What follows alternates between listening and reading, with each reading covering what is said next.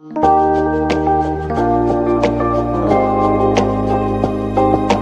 to the Crowned Medium with your host, Lorenda Carr. Good morning. Make sure you guys are popping in and saying hello so I can see you're here. Getting all of our things set up here. Hello, hello, good morning.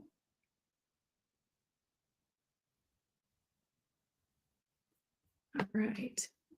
Oh, we have good stuff to talk about today. All right, so let's get people in the room. Let's get people saying hello. Let's get the engagement up. All the things. I've got some really cool stuff that we're going to be talking about today. Book series, or not a book series, a couple books that I've read by a specific author that I think you guys are going to really enjoy the topic of conversation about around this. Good morning, Kelly. Good morning. And good morning, April. So I see you guys just joining in. Let's go ahead and do the thing. So let's get the engagement up. Doing the SHARE thing. Hello, Michelle. Good morning. I know. Well, I'm on every Thursday at the same time. Welcome. My name is Lorenda Carr, the Crowned Medium, obvious reasons. And we're talking today about breaking generational trauma. We're talking about, let's see. We are talking about all kinds of stuff. We're talking about how to honor lineages. Thank you so much for the present, for the gifts. We appreciate it. Good morning, Amy. We're going to be talking about how do we break generational trauma, but still honor those who came before us and the ways that help us, because, it's such a fine line, don't you think? If you look at, especially, and not limited to, but especially female lineages, and the expectations that are passed down to us. And even I know as a Gen X dance teacher, I have a really hard time. I've had to work really hard to adjust my teaching style, right? Just to be able to communicate with the kids in the way that what is deemed acceptable now, right? Because the way I was talked to as a dance student was not the same as what we talk to kids now, right? Same, and I think that, as adults and we're kind of in that weird, okay, cool soul of Lorenda. That's kind of cool. I love that. I love that. That, just really tapping into that divine feminine. Thank you guys. I appreciate you. And I think that's good morning, Yessie. And as the age of Aquarius, which, growing up, there was a cool song. Oh, that's funny. Spirit told me to wear this. And this is so Age of Aquarius vibe, isn't it? Oh my goodness. I wasn't even thinking when I put it on. I always let Spirit dress me. Fun story. So today we're going to be talking about a couple of books that I read. I don't want to give spoilers. So I want you guys, if you guys choose to read them, I love that. If you choose to read them, I don't want to give spoilers. But two books that I've just recently read. I stayed up really late last night finishing The Echo of Old Books. This is a really interesting concept. But the one that got me started on this author is called The Last of the Moon Girls. Now, what's cool is this was a gift. This was gifted to me when I was at Camp Chesterfield. We had a couple of exercises that we were doing, and then, of course, we're meeting new people. And I had met a new friend named Rosemary, and I had drawn her name to do an exercise where we had to write a note. We had to channel a message, not just write a note to this person, but we had to channel a message, right? And so then I ended up drawing her or getting her name, and I channeled a message, and I was like, oh my gosh. When we followed up later, I said, listen, I'm going to need you to read a book series, because everything that was coming through was a reference from this book series. And I kept hearing, you need to tell her to read it, tell her to read it, tell her to read it. And so, and it's a long series. That series is Throne of Glass. Show of hands, who's read that series? Any of the Sarah J. Maas books, by the way. You got your ACOTAR, your Court of Thorn and Roses, and that whole series, plus Throne of Glass, followed by Crescent City. I've read all of those. How many, show of hands, how many of you guys have read those before? Very intriguing stuff, right? It's a great way to escape. How many of you have read those? Let me see. I'm getting like no either everything is frozen or nobody's engaging. What the heck? If you've never read them, let me know. Yes or no? Have you read any of those books? But there's just a lot of very interesting characters, right? You have not. Okay. Thank you for answering. Oh my goodness. So good. And maybe you don't, and maybe you're not really into like that kind of, it's romantic. They say it's romantasy, but there is like schmexy stuff in there, but that's not the basis of any of the books. Strong female characters, which if you know me, you know that I'm all about a strong female character. Lots of strong female characters. And you know what's funny, Amber, is I started reading that because someone gave it to me as a gift. And if you push through it, you get to it. But there's also the Throne of Glass series. Anyway, I had told my friend Rosemary, you got to read this. I don't know why I'm being called to tell you to read this series, because I know it's not for everybody. And I didn't know her well enough to be like, oh girl, you're going to love this. Ruthie, good morning. And good morning, Mystic Moon Gypsy. Good morning, everybody. And that's funny. So mine normally is 2. Who said that? Let me see. I also, yes. Yeah, same. Mine normally is 2, but I could not put these down. So then the next day, my friend Rosemary says, she comes up to me, she goes, I felt called to give you this book. Because I really feel like there's something in this that you're going to love. And she goes, I know it's not the same genre as what you're recommending to me. And it's called The Last of the Moon Girls by Barbara Davis. And no, I'm not getting any, like I listened to on Audible and I got it on Amazon. Like I'm not even trying to advertise it. Right. But The Last of the Moon Girls, without giving too much away, is all about a legacy in the family of the women and their belief system and the witchiness. They're witchy witches, but more witchy witch, like in the legit sense, not the Halloween time sense, right? Oh, no joke, Ruthie. And also, while you're at it, Echo of Old Books. I just finished this last night. This is based on psychometry, or the trigger of the story is based on psychometry. This is witchy stuff, right? But also, and this is where I want to talk about today. What we want to talk about today is about the transition from Age of Pisces, very male-dominated energy for 2,000 years, right? Oh, yes. And then there is a third one.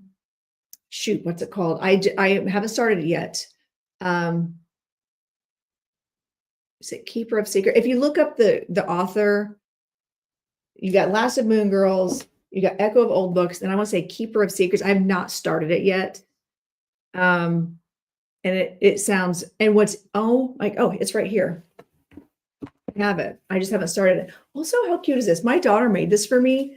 My daughter handmade this for me with the dragonflies. And it's a book carrier. How adorable is that? I swear she's an old lady trapped in it. Keeper of Happy Endings. That's what it is. The Keeper of Happy Endings. And what's crazy is on the way down here, I grabbed this and I put it in the book cover. And if you watched the channeling experience, good morning, Lucas. If you watched the channeling experiment with Carrie and I on Sunday, you'll know that I channeled one of my dragons. Okay, one of my dragon who had not revealed themselves, but I have known for a long time they are there, stepped forward and came through. Her name was Celine, right? I just got this book in the mail Monday. Okay. I got the books. I got this one in the mail Monday. Any guesses of what the main character's name is in this book?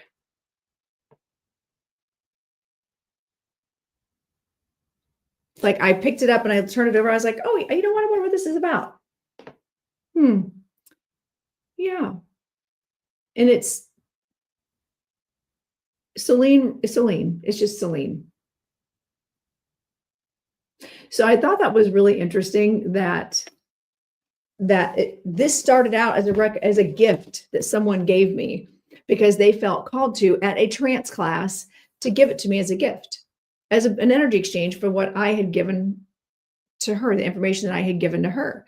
And so, but anyway, going back to what this book is all about, and also I just realized I dressed to match the book. I didn't even mean to do that, you guys. I'm like literally matching the book and even the jewelry.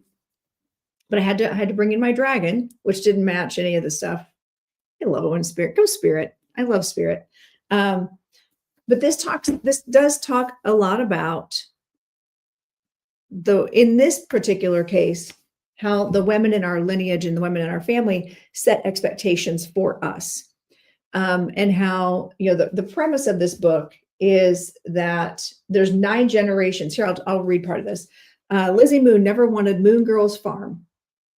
Okay, says every modern American girl. We don't need the legacy. We don't need the businesses our family built. We don't necessarily want that. We always want to, I feel like modern day women are like, but that's really cool that you built that, but I want my own gig, right? I want to do my own thing. And she said 8 years ago, she left the land that 9 generations of gifted healers had tended, determined to distance herself from the whispers about her family's strange legacy. And so, but then her grandmother dies. It says it on the book. I'm not giving, it's not spoilers. It's on the book. It's on the back of the book. But when her beloved grandmother Althea dies, Lizzie must return and face the tragedy still hanging over the farm's withered lavender fields, the unsolved murders of 2 young girls, and the cruel accusations that followed Althea to her grave.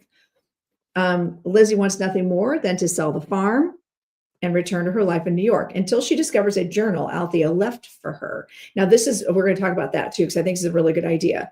A book of remembrances meant to help Lizzie embrace her own special gifts when she reconnects with the main character dude.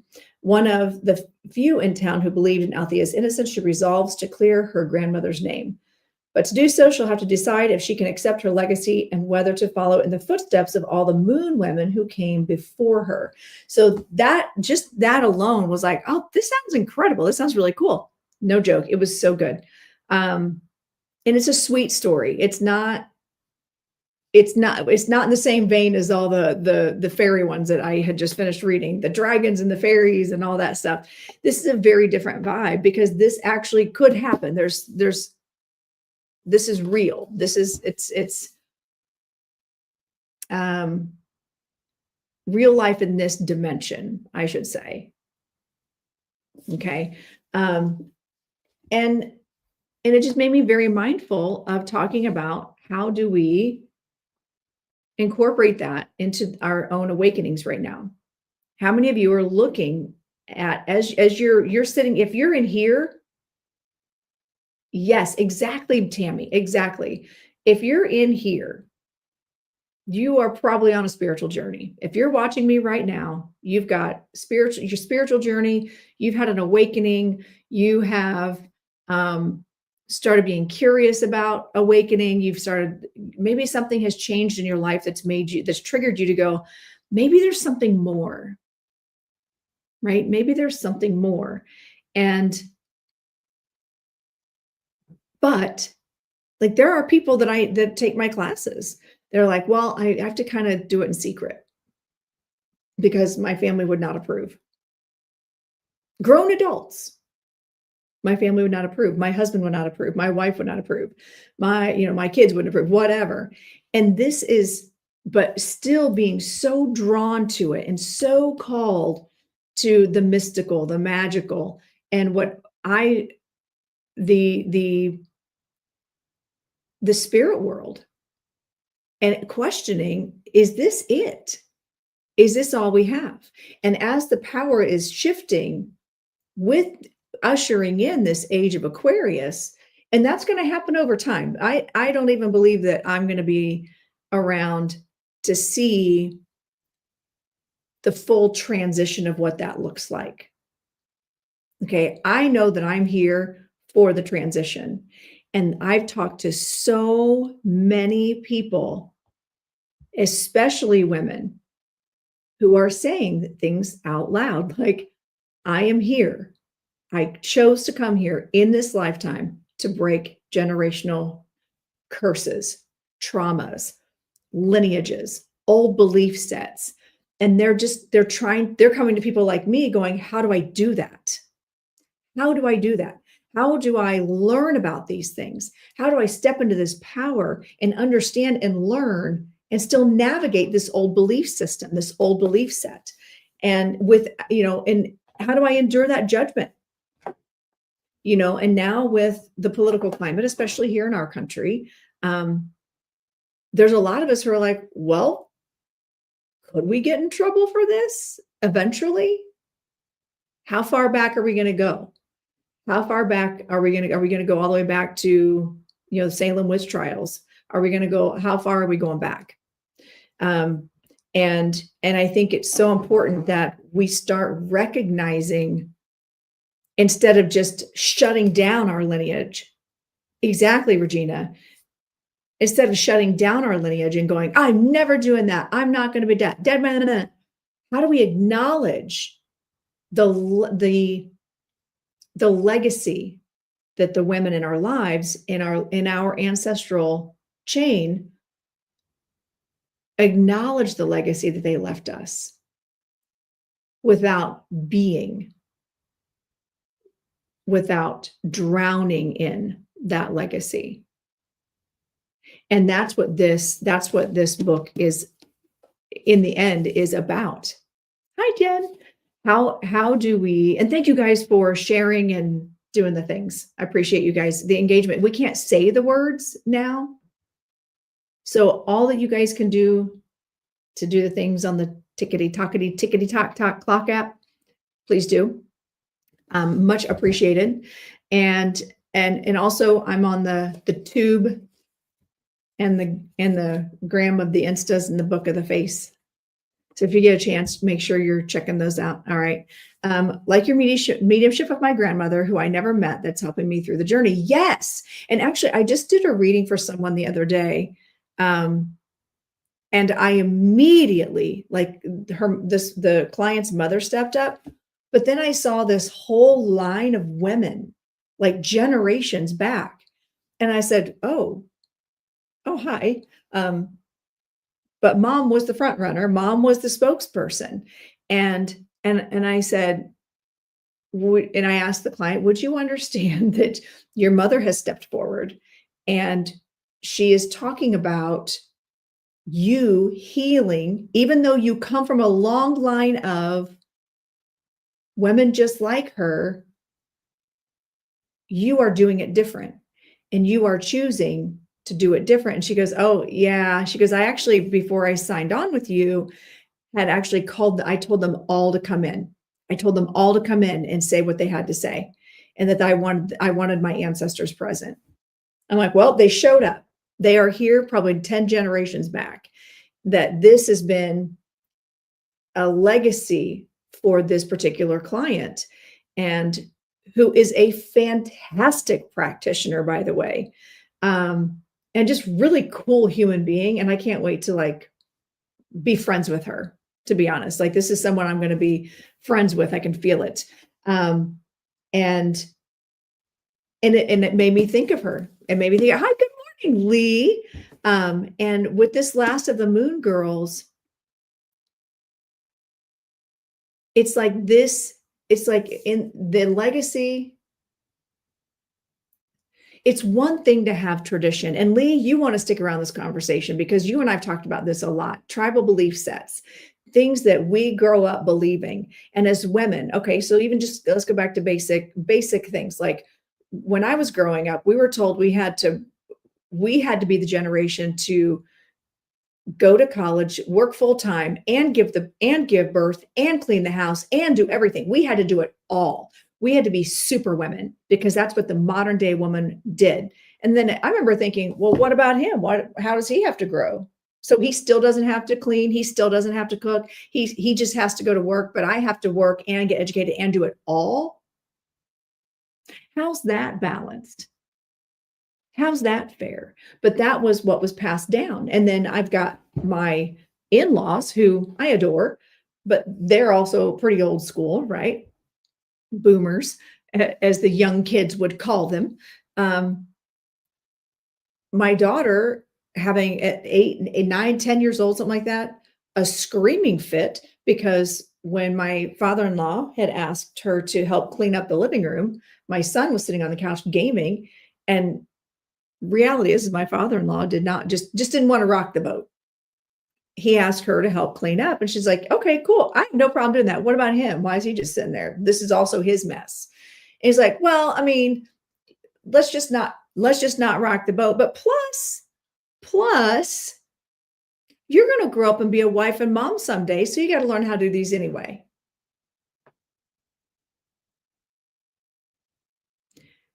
Needless to say, that didn't go well. Because I did not hear that conversation, but what I did hear from the back, from being on the other side of the condo, was screaming, I am not. I mean, she was so upset. Hello, Crystal. Crystal Sisters. So that tribal belief set, even upon my daughter, was just not happening. At 10 years old, she was already vibing like, no, absolutely not. Absolutely not. We're gonna get rid of that. And so it's just interesting to see, but still, how do we, and I'm at the age now where I look back at my family. Hi, Tina. I look back at my family, and there was a lot of anger, a lot of resentment for expectations that were put on me. I was the oldest daughter. There were 2 boys, but I will say with my mom, my brothers know how to cook, clean. They were very interactive as dads with their kids. And they married very strong women. Very strong women. So I do see that my mom, even though she didn't quite walk the walk that she talked, knew something had to be changed. And I firmly believe that one of the reasons that my oldest was very like the straw that broke the camel's back kind of situation without her ever saying it was that I made a choice. I made a choice within my marriage to stay, and she didn't think I should. She saw it as a sign of weakness. Whereas what she didn't see, because she's an adult not living with us, is the work that went into it. And that's okay. But she was very angry because I think she looked at me as weak and making poor decisions and putting up with things that I shouldn't be putting up with. When in reality, I actually broke a lot of those things and did stand my ground. And I'm sad that she didn't get to see that part of the generational breaking. And someday maybe she will. We'll see. Or maybe that's not part of her journey. I don't know. But I look at, again, going back to this book, again, really intriguing characters, kind of a little bit of a mystery behind it. But it was such again, sweet story. Had a lot of twists and turns, made me really think about it. A lot of this is really subconscious too. They don't even know they have those viewpoints. Exactly, Lee. Exactly. And I think this is where we, as the adults in the room, can look at our adults that helped raise us, even though they say terrible things sometimes, and they have these weird belief sets that don't align with us, as long as they are not condemning or sabotaging or harming us with their belief system, I think it's okay to not cut them out. Well, you don't need to cancel your parents because they don't believe the same as you do. The idea is that we are evolving, we are changing. We can acknowledge that the things that our parents said to us were not okay, that their expectations of us were not okay. And this book really does a good job of generationally looking at an expectation that was set on a modern day woman in the 2020s, that were just unrealistic. And that what she thought she had to do to break that generational trauma, that to be the last, it's all in the name, the last of the Moon Girls. And it started making me think, like, I remember when I was a teenager, I decided I never wanted to have kids. One, I didn't think I had the bandwidth. I was too selfish, which is not wrong. I had to learn. But also, I knew that I didn't want to carry on. I didn't want to carry on expectations or this lineage. And I was afraid that I wouldn't know how. And a subconscious level, I look back and I realized I knew that I didn't have the tools. I didn't have the education. But then what I did find is I had the village. And that's what made the difference, is I was able to surround myself with people that had other belief sets. And my mom was open to that. My mom didn't try to shut me out. She knew it would take a village. She knew it would take more people. And even if she didn't believe in something or didn't understand something, she would be like, okay, cool, you do you, right? Now, that wasn't always the case. I did hear my share of, if you do this, then you'll be disowned. If you do, because that was the thing back then. You threatened to disown your children. That's what you did. And it wasn't just one or two of us that heard that. Literally all of us heard that, I think. And we chose to never say those things. I would never, ever say that to my children. And I think it's so important to understand how far we've come, and what are we passing on to our kids and our expectations. Okay, I look at the legacy of my dance studio, the legacy of any business I have built. It never occurred to me ever, ever, ever that to build something to leave for my kids. I am leaving something for my community. A lot of families assume they have unspoken permission, right?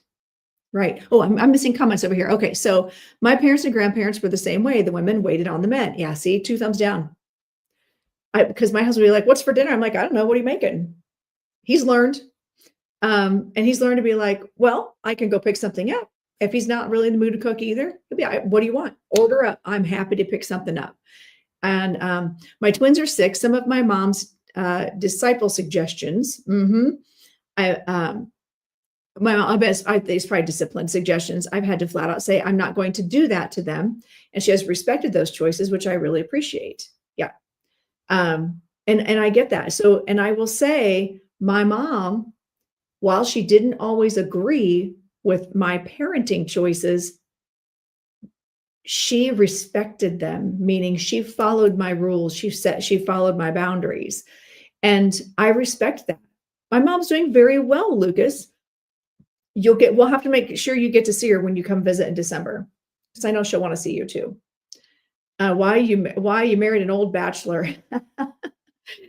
That's right. Thanks, Lee. Exactly. I should be up to 100 shares, friends, on the Tickety Talkities. I'm at 19.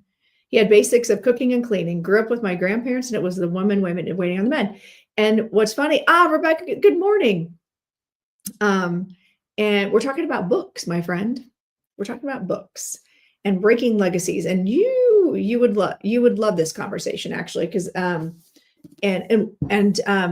we've got the last of the Moon Girls that I'm talking about, and how we're just talking about breaking the generational curses and not curses, traumas, expectations, honoring the legacy of what the women in our lives have built for us, but also understanding, like, if I just sat around and was angry at my mom for the way she felt or the things that she said when I was younger, it's not affecting her for me to be angry. It's affecting me. So how do I navigate that? How do I just do different and do better?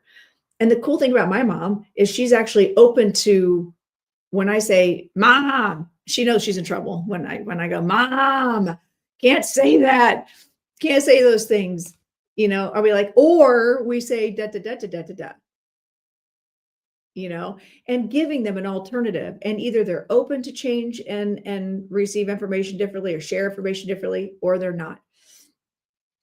I know that there are things that she was raised with that's in her DNA because it's what she just knows, going back to tribal belief sets. And by no means am I picking on my mom. It's just my mom is my mom. So I can talk about my specific scenario from my point of view. And looking at the last of the Moon Girls, it's the grandmother who chose to allow the granddaughter, the main character, Lizzie, to choose differently and choose for herself, even if it's not really what the expectation was, knowing full well that by giving her granddaughter that freedom, it could be the end of what was built for 9 generations. And what I loved too, and I think this is something that I really want to do.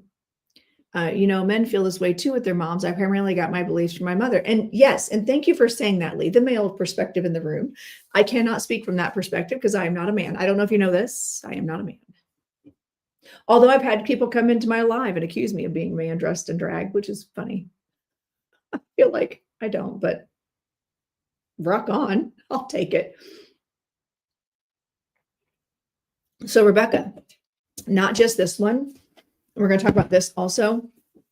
The Echo of Old Books. I just finished this as well. Because I could listen to it. Let's be real. I didn't read too much, actually read. I was able to listen. And then the next book on the docket is The Keeper of Happy Endings, all by the same author. I just really like this author's writing style and how she incorporates kind of the supernatural in there. Or not supernatural, but spiritual stuff in there.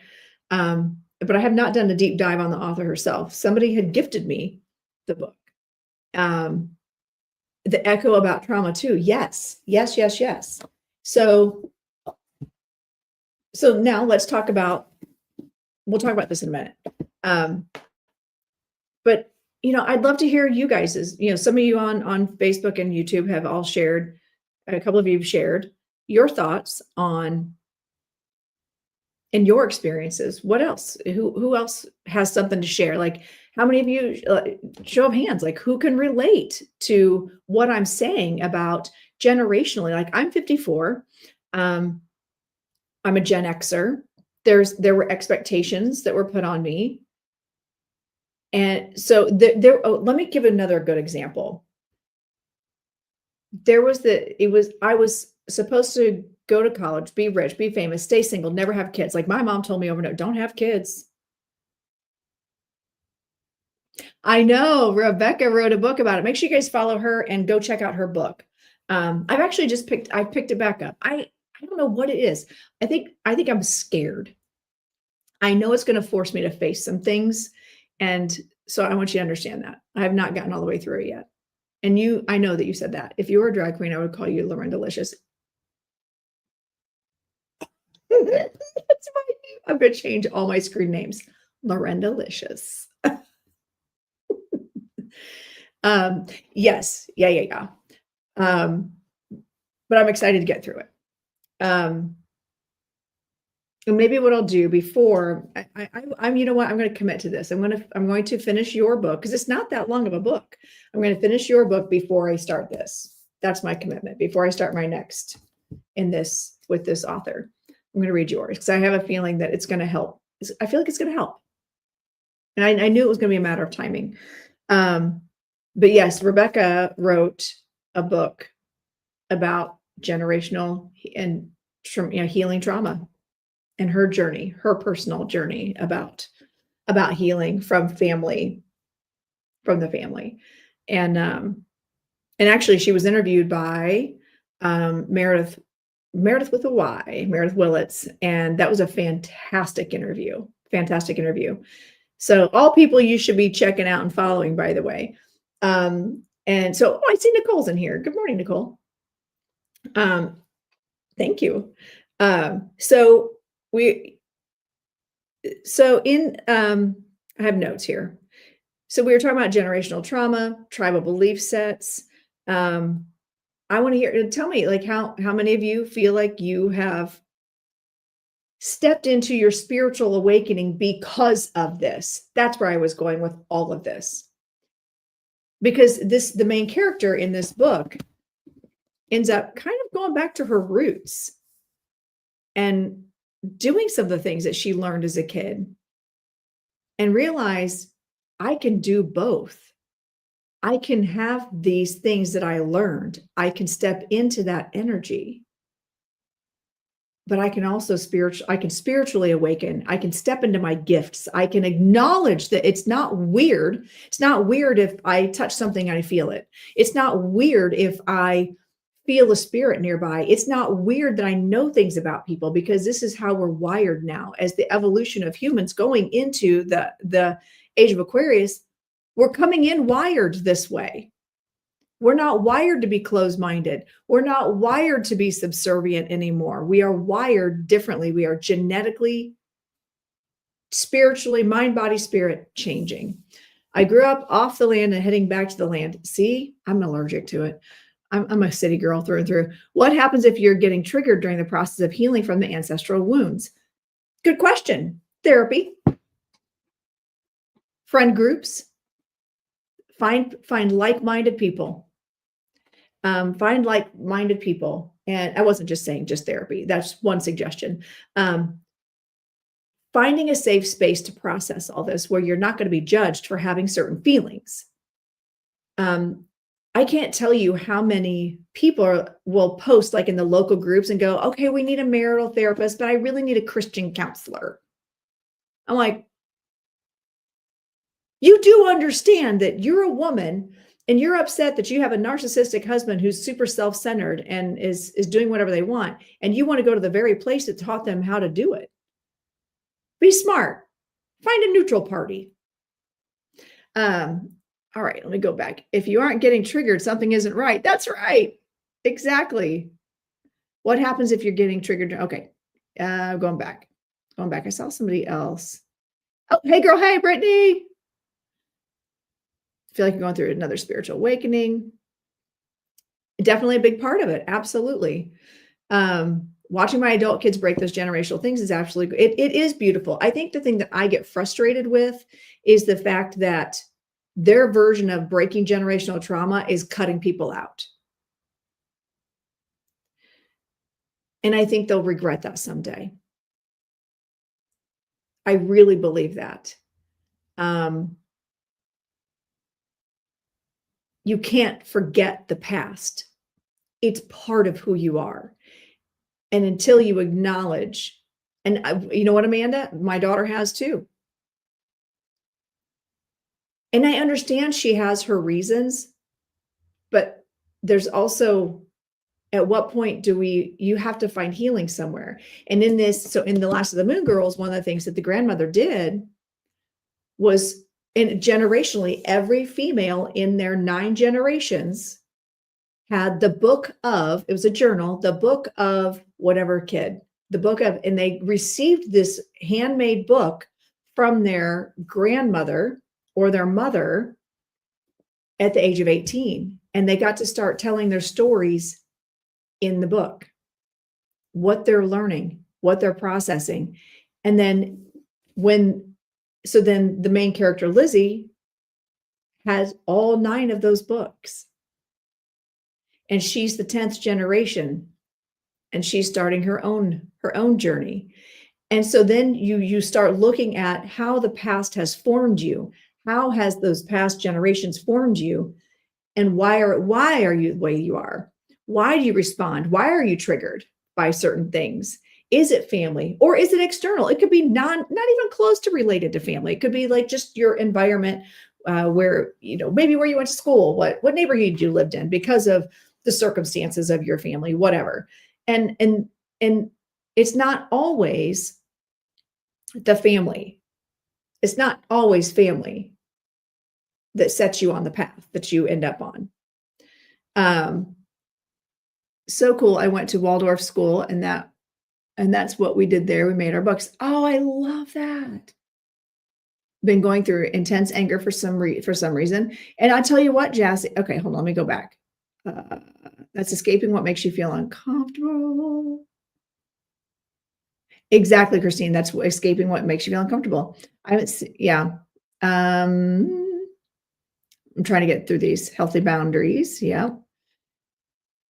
I feel like I'm always stuck in the past and thinking I'm healing, but then I'm not.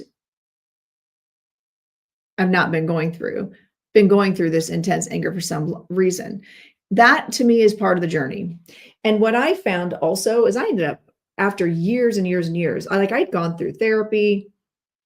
I was just getting ready to say that, Ladora. So weird. We're on the same page. I ended up actually working with an energy healer. And if you go to my picture, my site, there is a tab that it says the network. There's a gal named Debbie Loshbaugh that I did a lot of energetic work with. And actually, Carrie just went to her the other day.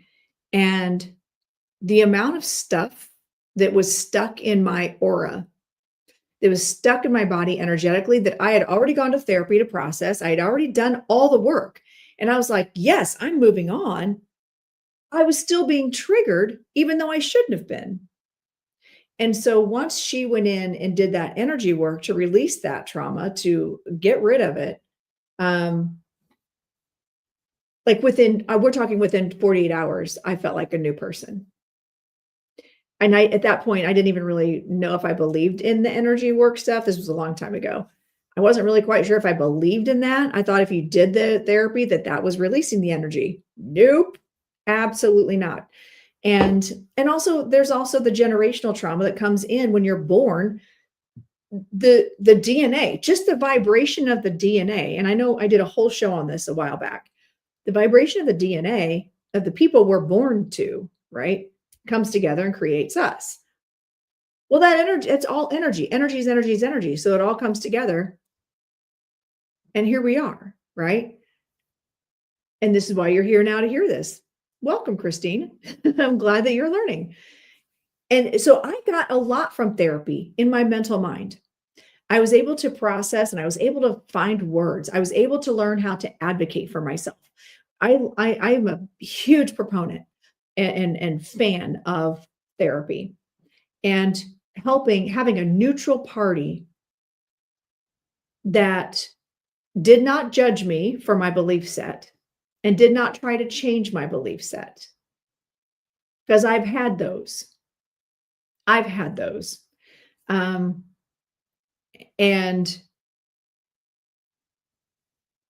But then what I ended up having to do the energy work to release all that energy, to release all that from my physical body, from my DNA, from my cell structure, all the vibration, because everything is vibration. Thoughts are things. Every negative thing that you told yourself about yourself is embodied in you now. It's a thing. It's in your body. Even if your brain doesn't believe it anymore, your words don't say those things anymore, it's still in your vibration. And this is where I believe energy work can help with that, whether it's Reiki, emotion code. There's a number of modalities that can, working with a shaman. And funny, Kristen just popped in here. Guess I was just getting ready to give you a shout out. Are you kidding me? So funny story. I hope Kristen says hi. So the last couple of days, it's not that the mind tricks you. You have 3 bodies: your mind, your body, and your spirit. I kid you not, Kristen, I was getting ready to shout you out. Because I just saw her yesterday for exactly what I'm talking about. We have mind, body, and spirit. You've got 3 bodies, 3 complexes that have to be addressed. So therapy is going to help your mental mind, your actual mental mind. But you still have your auric body, your etheric body, and then you still have your physical body.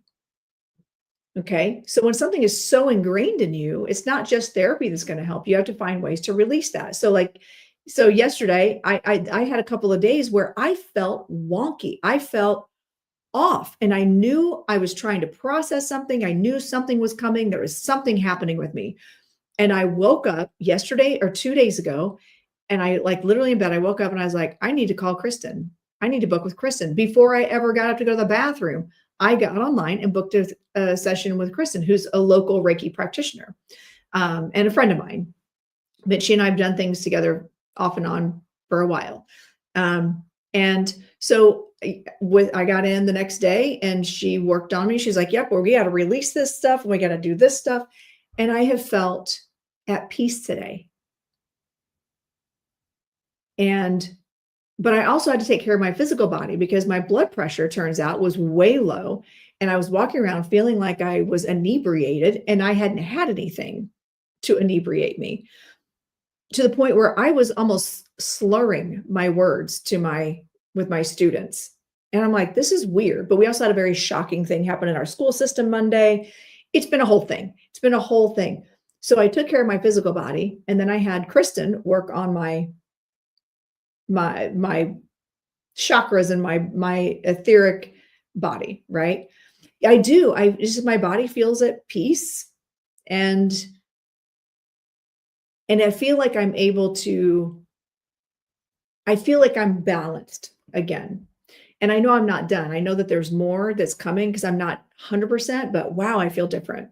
And so I would encourage you, if you are a person who's doing spiritual work, you're doing spiritual awakening stuff, you are doing generational trauma, whether if you're in therapy or you're not in therapy, if you're working with friends, if you have a good listener in your life, you're working through that trauma, maybe you're journaling, do the energetic work too. Do the energetic work too. But yeah, make sure you guys follow Kristen. Again, check out her website. She does remote healing stuff. She does IET, works with angels. No joke, her hands are like warm. I could always tell where her hands were because I could feel the heat coming off of them. To the point where I'm like, does she stick her hands in a warmer somewhere before she does that? It was crazy. So anyway, how classy people. Yeah. Hey, listen, I'm in my wine room right now. I'm pretty sure I might actually, hold on. Yeah, that's what I have up there. Is that what you were reading? Seriously, is that what you're reading, Toonie? I actually have that right there. Okay, you saw that. All right. I thought maybe you were just saying that. I was like, wait, I think I have that sign in here somewhere. Through you, not by me. Yes, Kristen, I respect that. Just like I'm a medium. I'm not doing all the magic. I'm just the medium, bringing through the magic and the healing and the words, right?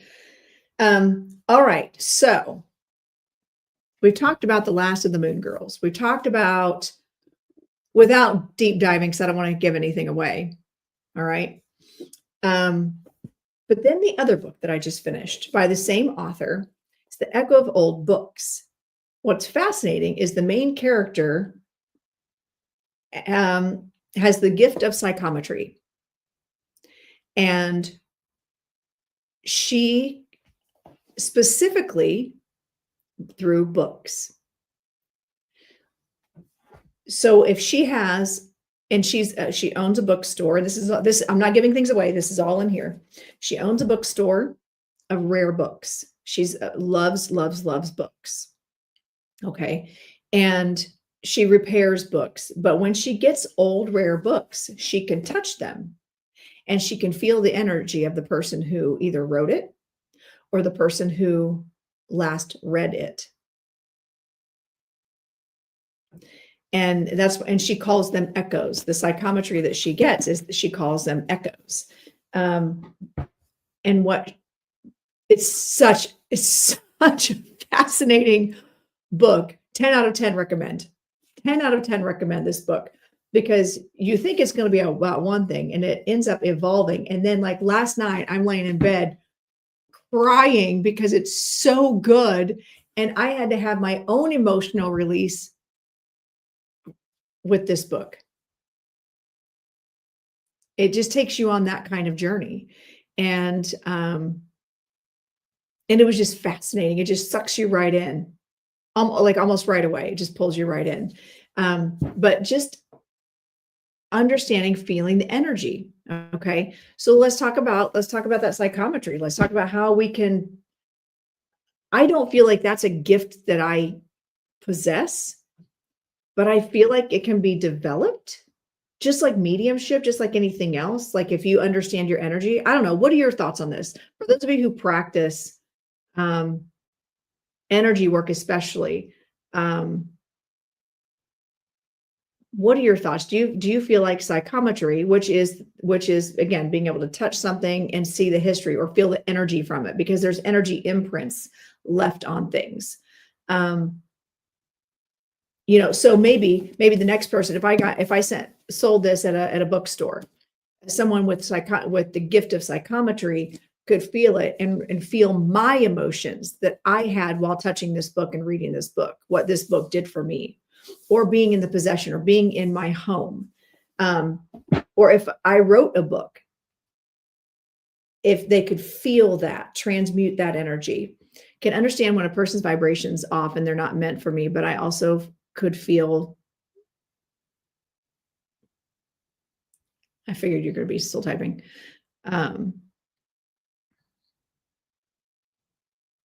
Yeah, because I don't feel, and I feel bad because people will show up. They assume that all mediums can do this, and it's not true. I don't sit down and hold something. And I felt bad because there was somebody that came to see me at Camp Chesterfield. Can also feel when the vibration is off in the room. Yes, I can do that. I can feel that. I know when the vibe is off in a room, but to touch something. So if I were to, there was a lady who came to me and she says, and when I brought my grandmother's things, like I would need them to be able to read her or to pull her grandmother in. And I was like, I don't need those. And plus I just don't, it's like, and I was like, psychometry is not something I've ever developed. But also I fully believe that the reason I don't feel a lot of things when it comes to touching things, or even when I do my mediumship, I don't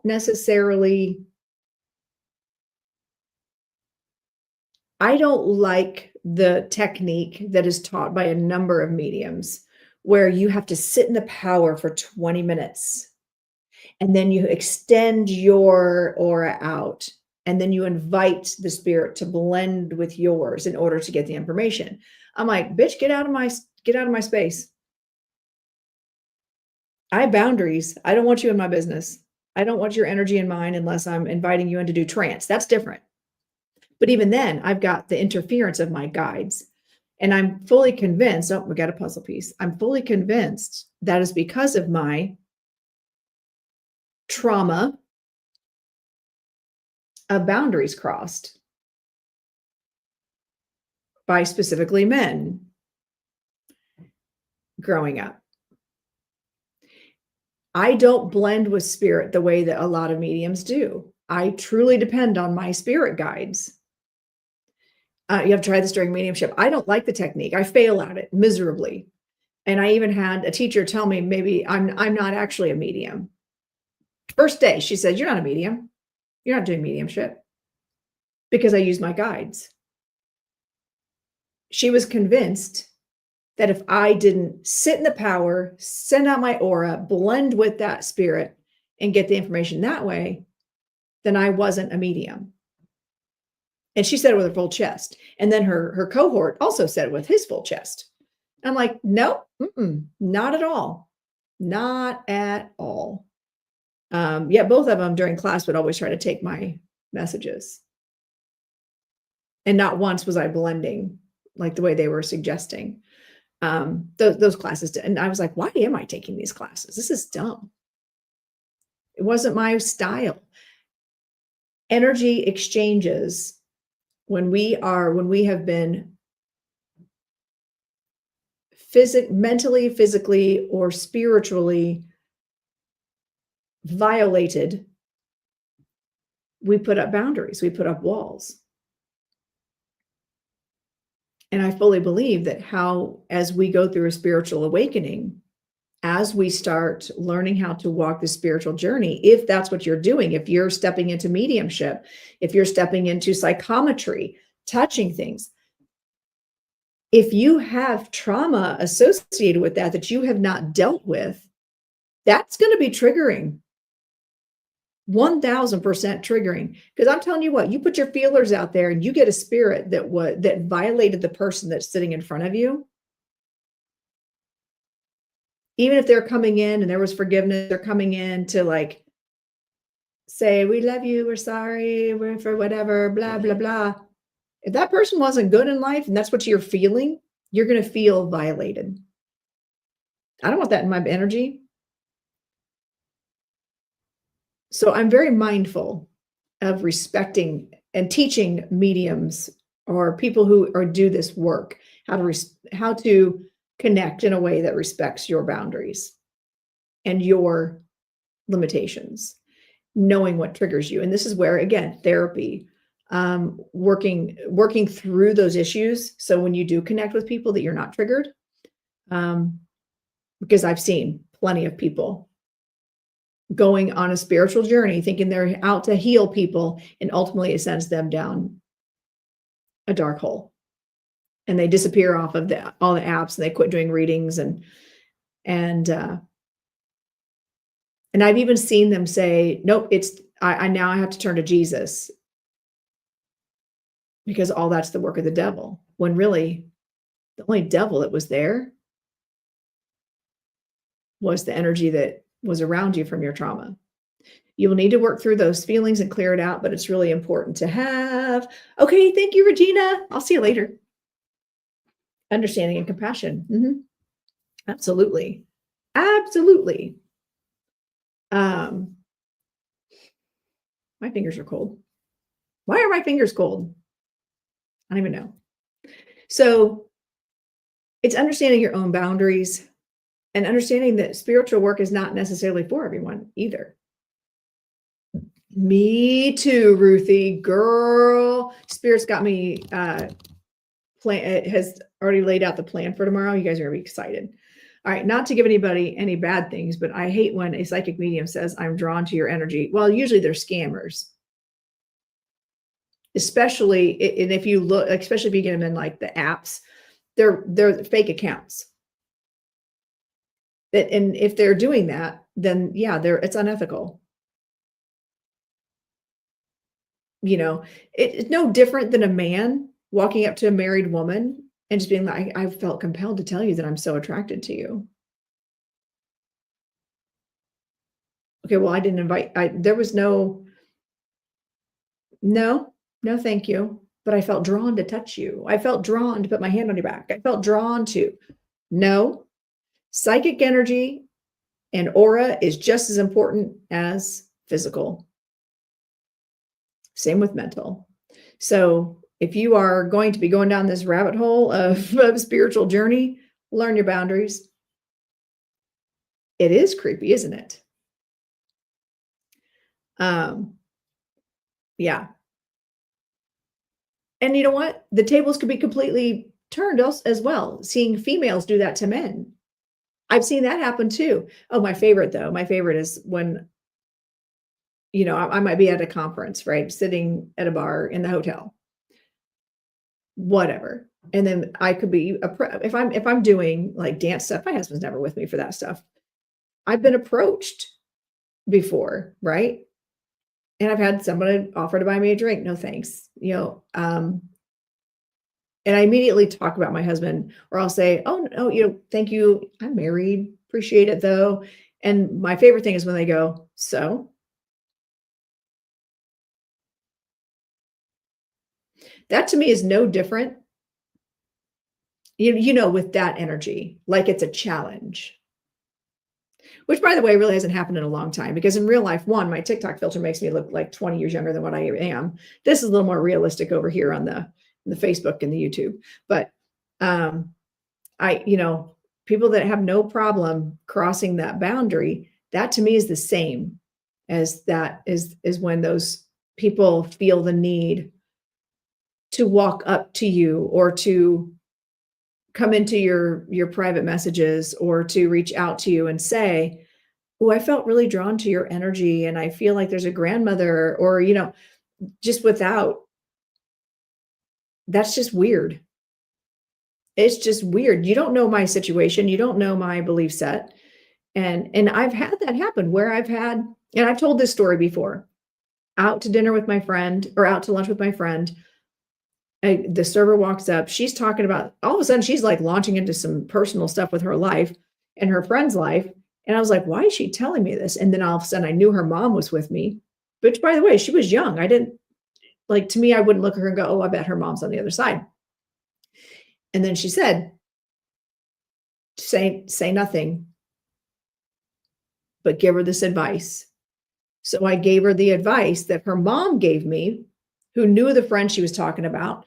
And so I gave her motherly advice without ever telling her it was from spirit. Yeah, you just block them. You just block them, Jazzy. Like they're fake accounts. They're fake accounts. And so, yeah, also this is a perfect time for me to tell you, when you get a message from someone that has my face on it and my name, make note, it's fake. It's a fake account, because I do not reach out to anybody. Just block them. You can report them, but the reports do nothing. Like they do nothing. But yeah, I'm not going to reach out to you all. I don't have the bandwidth for that. And it's just rude and weird. Beautiful way to do it. You know what? I was very impressed, like, April, when that happened, because my friend sitting across from me has known me long enough. She's looking at me like, you are picking up on a spirit. Like, she knew. And actually the gal was like, thank you for that. Like, I never even thought of that. And she actually wrote down what I told her to say to her friend who was going through a situation. And so, but my ego did not need to be like, oh, that's okay, I'm a psychic medium and your mom is here. Because, and I did get validation, because then she says, you know, I used to be able to call my mom for these things, but she died a couple years ago. So thank you. Like, she was so happy that I gave her that information without ever, and I never once, not to this day, does that girl know that her mom actually did give her that information through me. My friend knew, because she could see it. She saw my eyes. You all have seen me. You've seen my eyes do the thing when spirit's communicating with me. But people who don't know me don't always know that that's what's happening, right? So she was never the wiser, but she also mentioned something about God and religion. So that tells me, and in the moment, mom verified, saying, I raised her to believe in Jesus and to fear this stuff. She would be scared if you said that. So I didn't. Hello, Gary Walker. How are you? So I didn't say it, because it would be weird. It'd be weird. And I, you know, and I've talked about my former friend who's done that, who was in a store once, and she's like, oh, I feel like I have to talk to this person. Thank you. I have to talk to this person because I feel like their daughter's in danger. And she went straight up to the person, told him his daughter is or would be kidnapped, and where she was, and he was like, I don't even have a daughter. She was bold. Like, she was the epitome of scammer in that moment. Again, former friend, right? But how do you find, but this, going back to the lessons we learn, I look at that and go, oh my gosh, how could I have ever been friends with someone like that? You know why I was friends with someone like that? Because I got firsthand account of how not to be a medium, how not to be a practitioner. And she's the one that challenged me that I should be doing this. I never would have stepped into this arena had she not pushed me so hard to do it. Going back to generational trauma, looking at our family lineages, we are who we are because of our ancestors, because of our family. And while we want to go a different direction, we still have to honor why we got there. So how do you find the joy? How do you find the positives? What did you learn from them that enables you to do different? Okay. Anyway, that was a derail. Let's go back to psychometry and developing. I wonder if you can develop that. I mean, think about it. How do you know when something doesn't align with your values? You can feel it.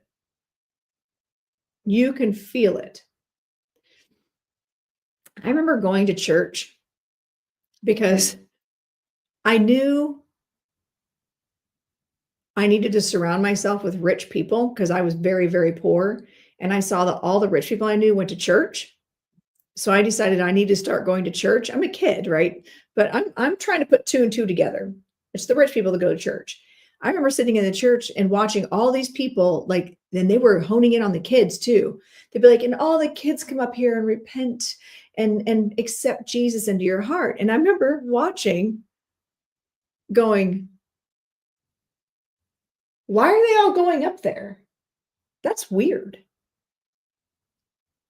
And I remember, and it didn't align with me as a 13-year-old at the time. I was 13 or 14. I'm like, what are they doing?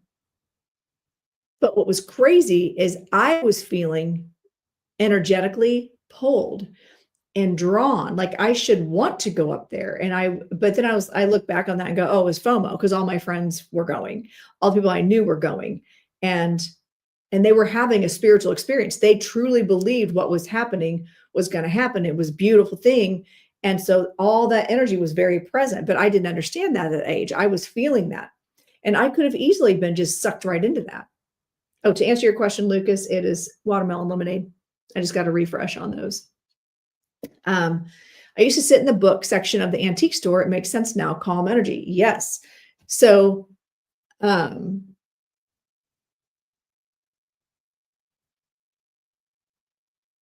and actually, Kristen, I ended up finishing that book that I told you about. So good. So good. It's the echo of old books, which is why we're talking. And also, again, let's just talk about how I'm vibing with the colors of these books, like everything I'm wearing. And it was kind of accidental, actually. So anyway, developing things. Like, how do we develop psychometry? How do we learn how to do that? How do we learn how to tap into that energy, right? How do you protect yourself from energy that's so rough that you get headaches from it? You have to learn how to, you need to get to know your guides. My guides run interference on everything with me. I protect my energy. I set intention. Words are powerful. Thoughts are things.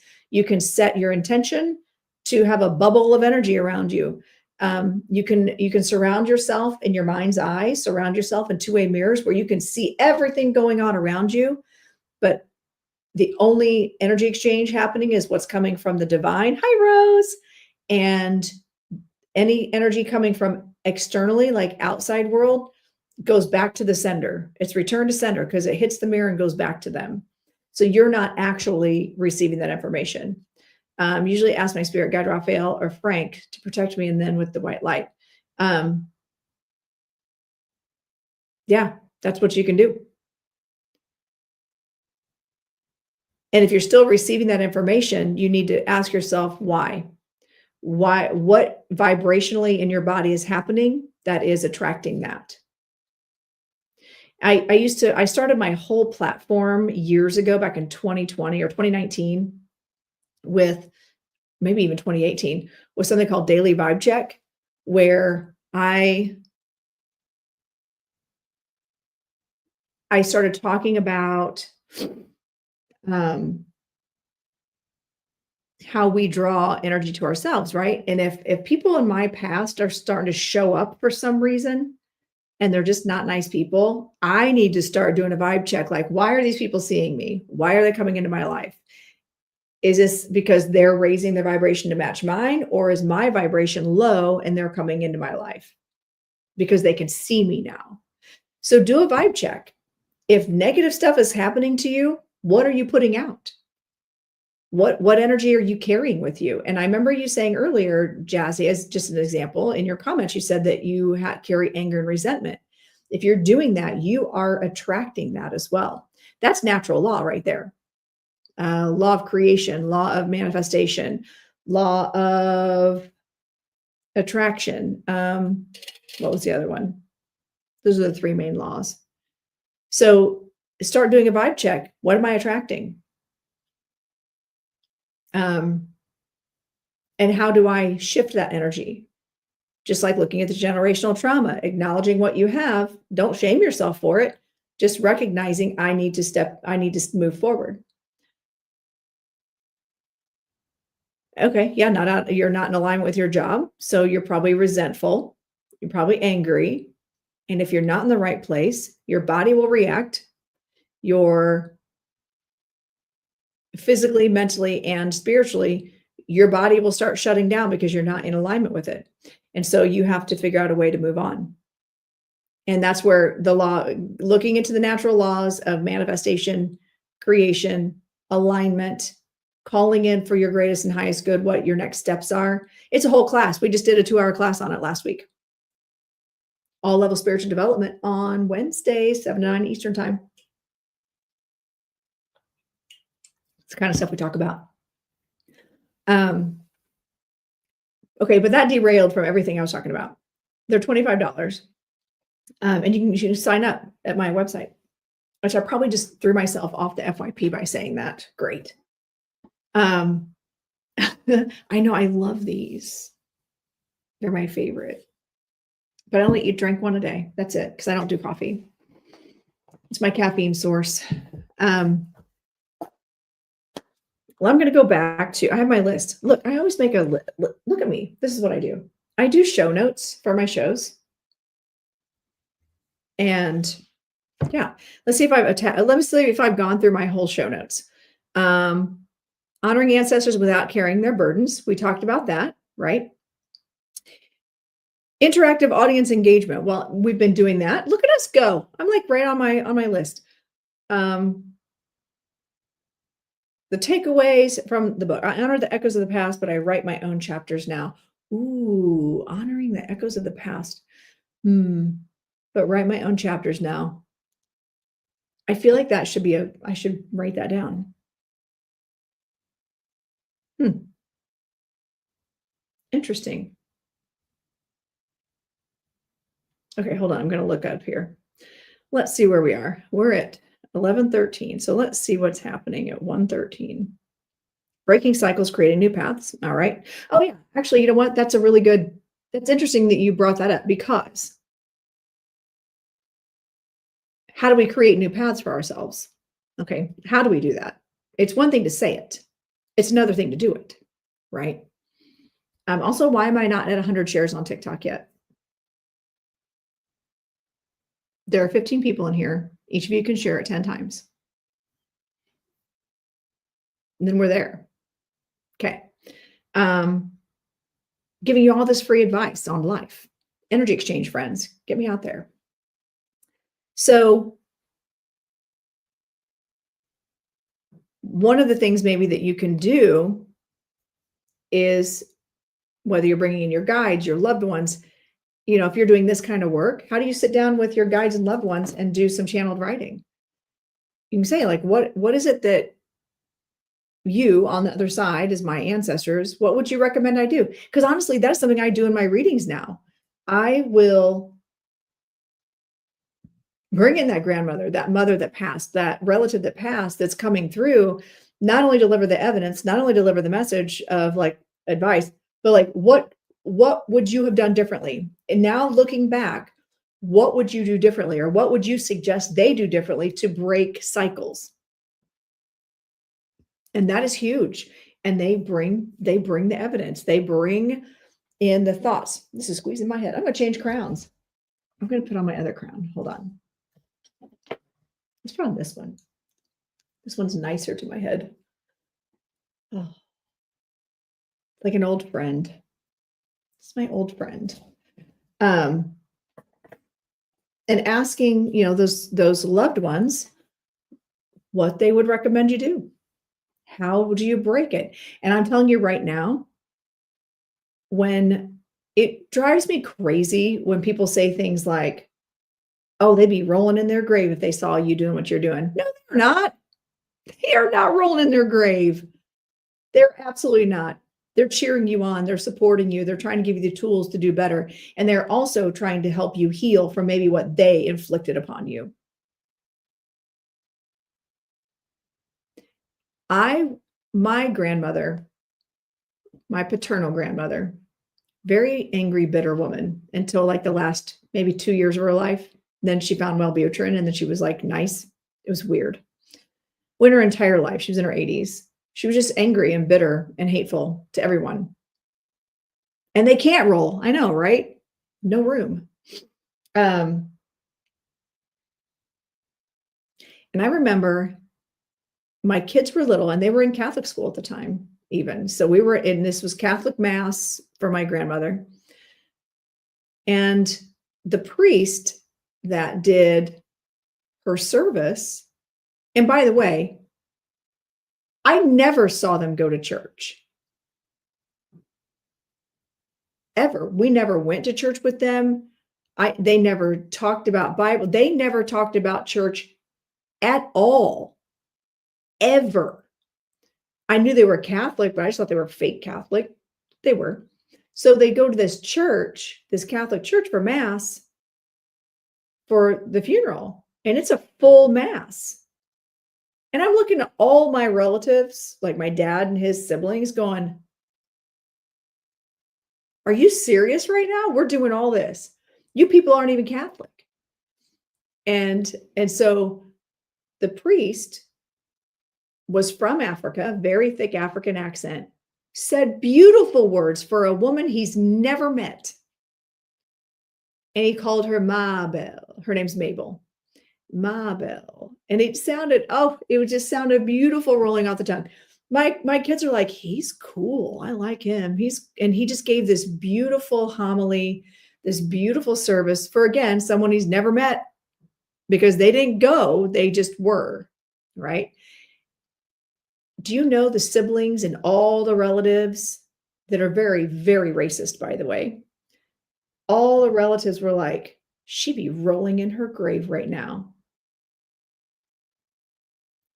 And my kids, when my cousin turned to me and said that,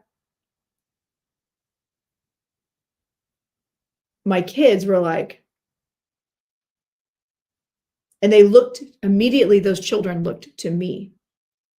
They were like confused. It didn't vibe with them. Going back to what Jazzy was saying, it didn't vibe with them in that moment. They knew that wasn't right.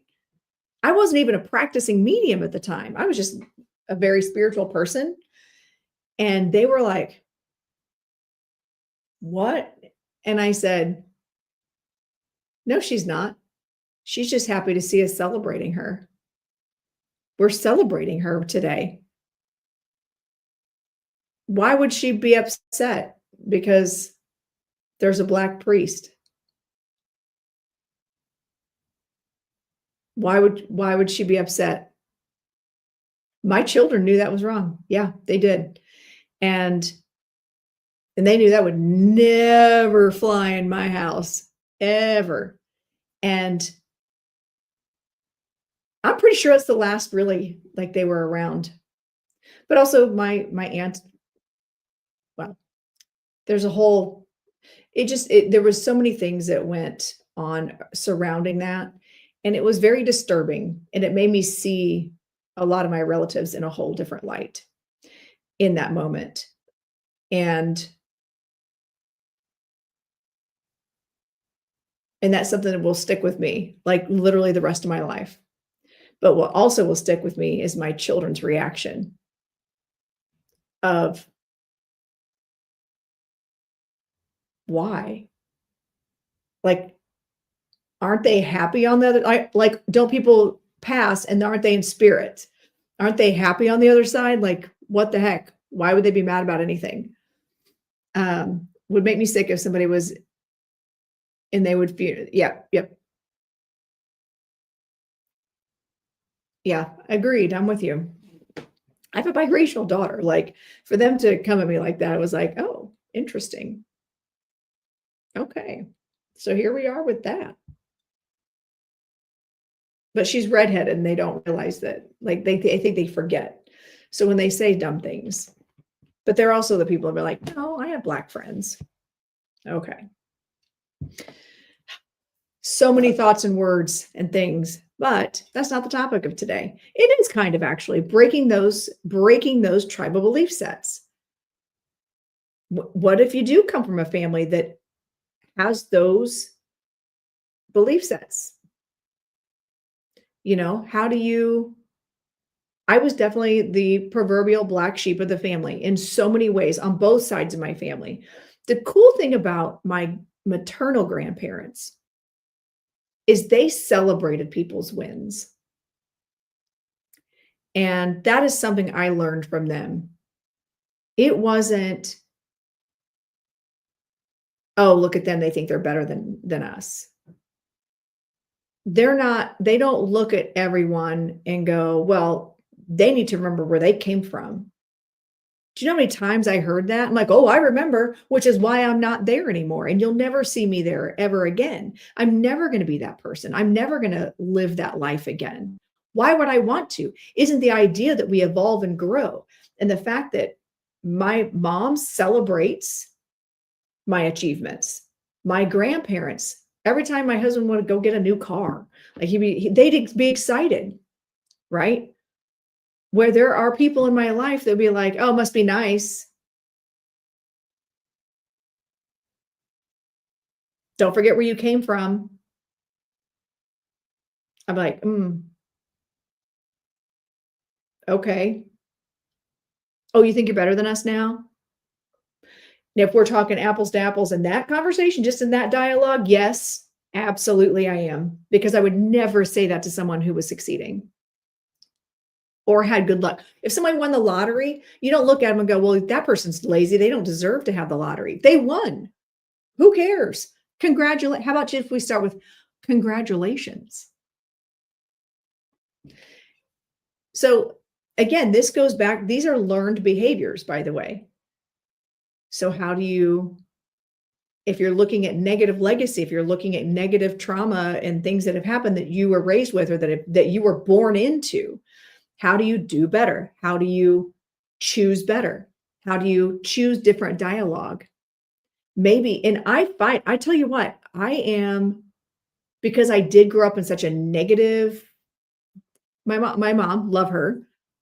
She had me at 16.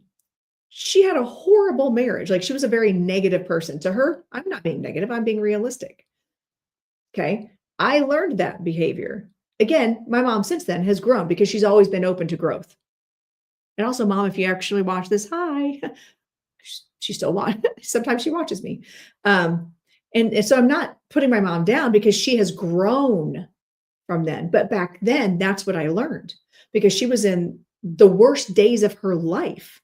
Single mom, 3 kids, ex-husband who was awful. Yes, her family was supportive, but you can only do so much, right? They can only do so much, right? So she was very realistic. I learned that as dialogue. I also had a temper. My dad had the worst temper. Redheaded, Scorpio, narcissistic, absolute train wreck of a person, right? And just a horrible human altogether. And I remember he would get triggered by something, his nostrils would flare and his jaw would clench. Hi, Jen. I'm going to see you soon, just a couple of weeks. And that was a learned behavior, learned response for me because I was the oldest. And I spent the most time with him. My parents didn't get divorced until they were 10. So those formative years of how I responded to things, to this day at 54 years old, I still fight the urge to have a negative, instant negative response. I've had to consciously step into doing different, reacting differently. So people are like, but don't you do mediumship and stuff? Shouldn't you be all love and light? Nope. Nope. I have to fight that urge to like just say negative, hateful things.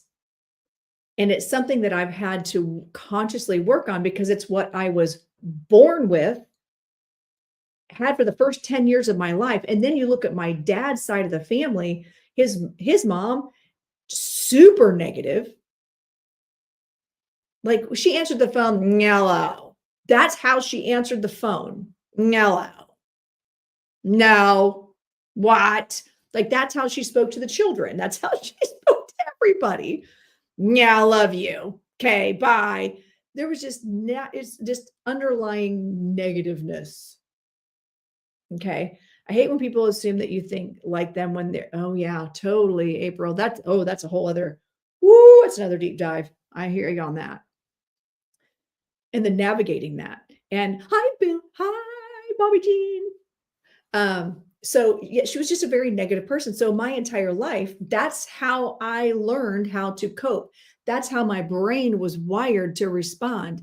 And 54 years later, I still fight that.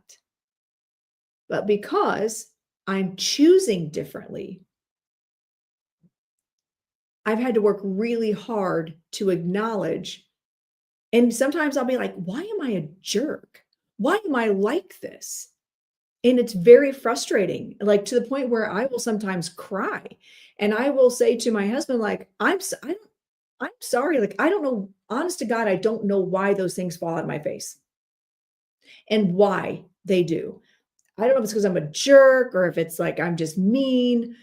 And I look back and I go, no, it's programming. It's how I was wired, literally how I was born. So how do you rewire?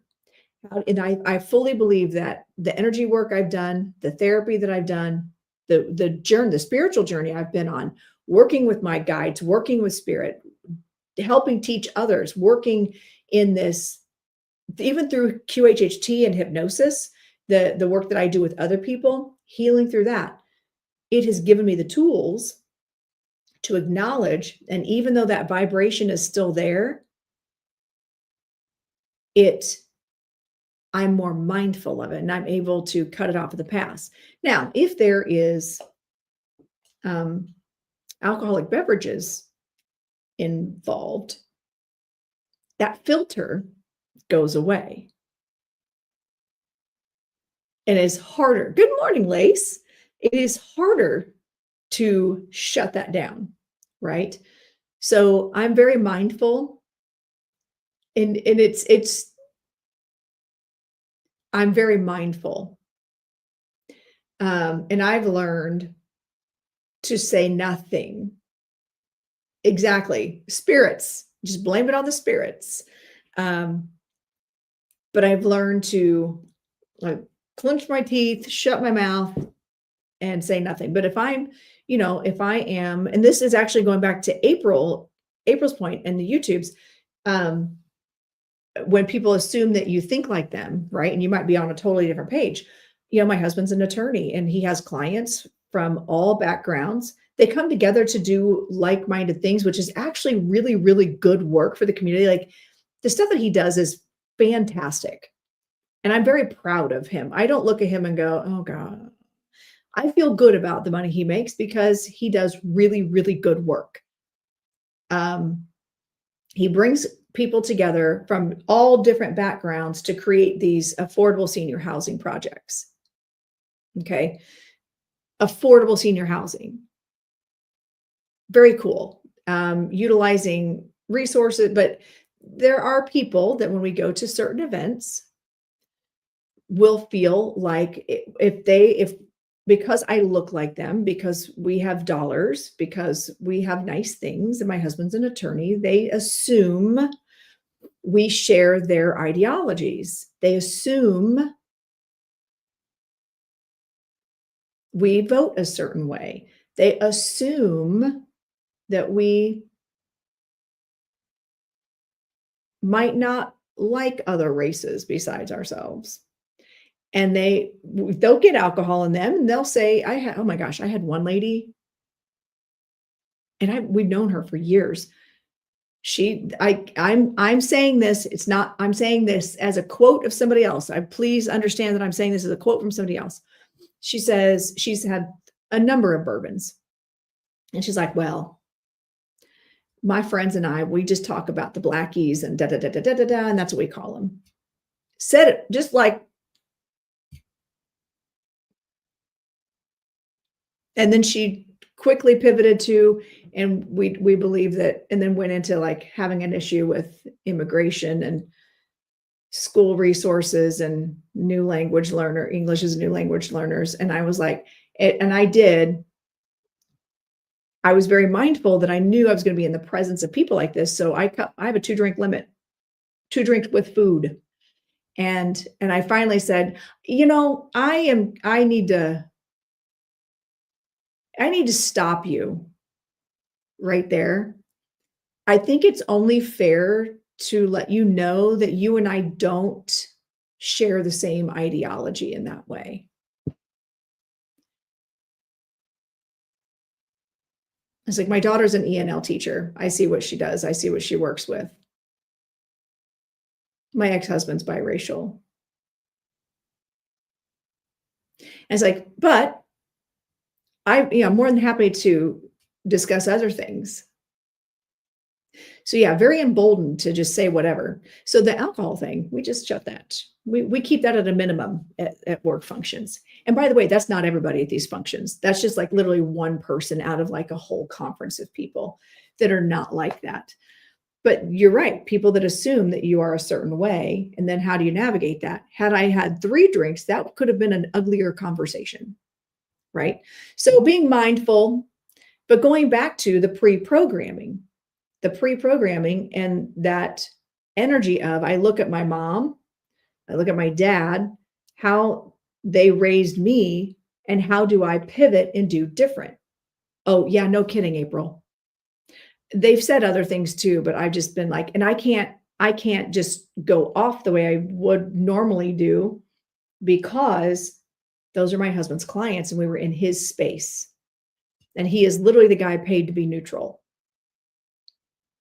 So he's a much better person than I am when it comes to not saying things, and just letting people show themselves. And you just make note. You should look up the work of Dr. Leslie Picca. She writes about how combos about race change when everyone looks the same in a space. She calls it front stage and backstage. Oh yeah. Ooh, that's a really good point. I'll check into that, April, or not April, Amber. I keep saying April and Amber. So how much of your thought process, how much of your reaction to things, how much of if you're doing mediumship, say you're stepping into the space of learning mediumship, you're learning psychism, you're learning the spiritual journey, how much are you starting to see your own patterns and starting to really deep dive into, why do you think that? I have people come to me and say, I would love to know if my mother's okay on the other side, but I'm a Christian. I'm like, what's one got to do with the other? Well, she didn't live a Christian life, so I'm afraid she's in hell. But also, what you do is bad, but I just really need to know. Clutches pearls, but I'm a Christian. Okay, but why? Well, let's deep dive that. Let's go back. Why do you believe that?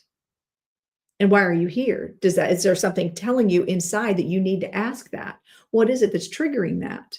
Why do you feel drawn to ask about your mother on the other side to make sure they're okay? And if I do tell you, are you going to believe it? Are you going to be open to receiving that message? Again, whole or deep dive. So since I do believe that anyone can do mediumship, anyone can do psychic work, I also recognize that not everyone should, because if they haven't done the work, if they haven't done the deep dive of the work and put the time in of understanding their own triggers and understanding their own limitations, then, hi, Alicia, then how are they going to work in that spiritual realm without adding their own biases? You have to understand where you came from. Yes, the shadow work is extremely important. I don't like calling it shadow work, but that's what it is, I guess, in spiritual terms. Thank you, Lucas, for sharing the live. I appreciate you. So how are we, as we're developing in our spirituality, as we're going through a spiritual awakening, how are you navigating the mental mind, the spiritual mind, the physical mind, and making those changes to change your trajectory, still honoring where you came from, but creating your own path, understanding the legacy from which you came, but creating a new path for the legacy. And how do you do that without just canceling everything? To me, when you cancel everything that comes before you, that's ego. That's also fear. That's fear. Are you doing that in love or are you doing that in fear? You can energetically disconnect from something, but acting like it never existed, canceling it, how's that going to help you?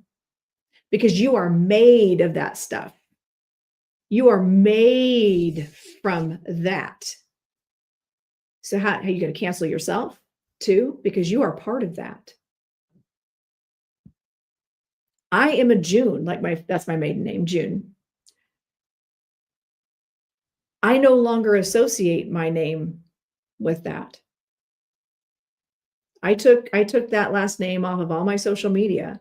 I energetically disconnected from it because I'm no longer part of that, but I also recognize and understand in an academic sense and in a spiritual sense why everything played out the way it did. But I had to do a lot of work to get there. And understand that, you know what? Just because maybe my brothers act like I'm too good for anybody and, I need to remember where I came from, then that's on them. That's a them problem. That's not a me problem. I'm choosing to go a different direction. I'm choosing to break away from that and create a new legacy. Oh, thank you, Christy. Appreciate you. Thank you. Thank you. So how do you look at your past, honor the past, honor that legacy that was left for you, that you literally, physical, mind, body, and spirit are the legacy of where it came from. So how do you now create a new path, a new legacy? And I think that's, and recognizing like the times that I say things out loud, like, why am I a jerk? Why in the world? And people will say, oh, you're not. No, I am. Instinctively, I'm a jerk. I am not a nice person on instinct. It is a learned behavior for me to create a new legacy of how I react. It's part of me creating a new generation of how to teach others, how to be around others. Bye, Jazzy. Have a good day. And you can go back and watch the rest of it on the Tube of You. I'll have the full broadcast on there later if you want to catch up on it later. So how do you do that? That's not my job to tell you how, because every journey is so unique. And I think that also goes back to, how do you honor that unique story? How do you write your own book? Going back to the Moon Girls, the last of the Moon Girls, right? Which triggered this whole discussion. Creating your own book. How do I write the book of Lorenda while still honoring what the book of Sandy and the book of Eleanor and the book of Mabel taught me? How do I honor their books and create my own new book, my own new chapter?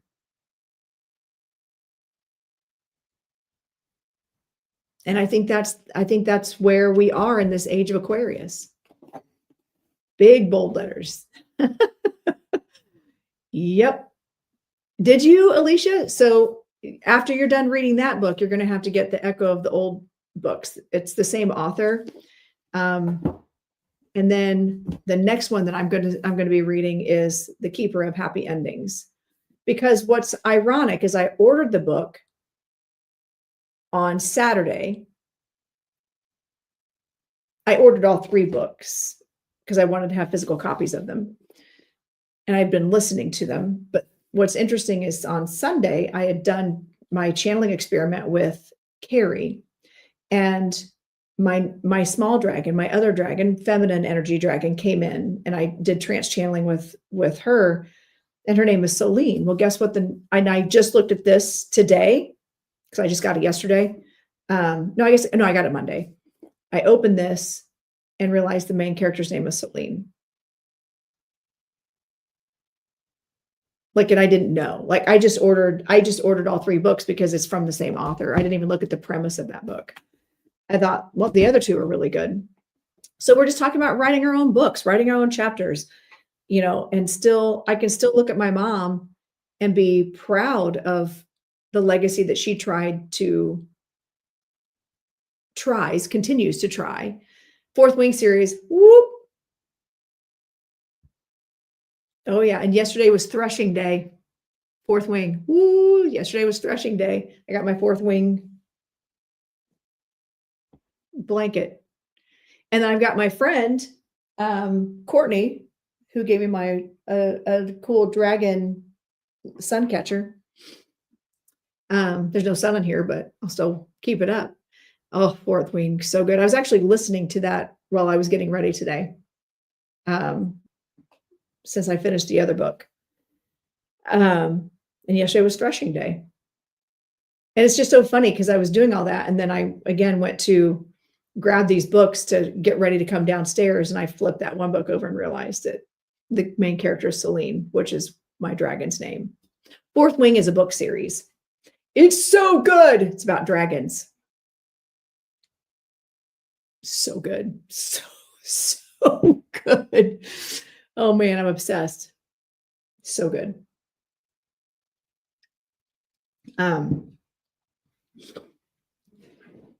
So anyway, we talked about a lot of stuff today. And some of you guys have asked some really, really good questions, and I appreciate that. Yeah, you need to read it before it comes out on a movie or video, whatever they're gonna do with Prime. I don't know. It's probably gonna be are they gonna have real actors, or is it gonna be AI? Is it gonna be cartoons? I haven't looked. But I need them to be real actors, and I need to see Zayden and what they would think Zayden would look like. Just saying. I joke about all the books that I've read with all the main characters that I'm just like, woof, are tall, dark, built, tattooed, all that. And I always joke, I'm like, if I squint really hard, my husband might look like that. He doesn't. He doesn't. He's tall. He's got dark hair. He's pretty buff. He works out 6 days a week. He's buff. No tattoos though. No wings. No purple glowing eyes. And he doesn't have a dragon. So I don't know. What use is he anyway? I know they have to do Zayden justice. So what I have found, I saw it April. I saw it when I was not in a place to be able to respond to it. Oh, thank you, Alicia. Listen, Halloween is coming up. Dress them up. Oh, yes. I'm just gonna be like, listen, I got you a costume. Yeah. I got you a costume. No worries.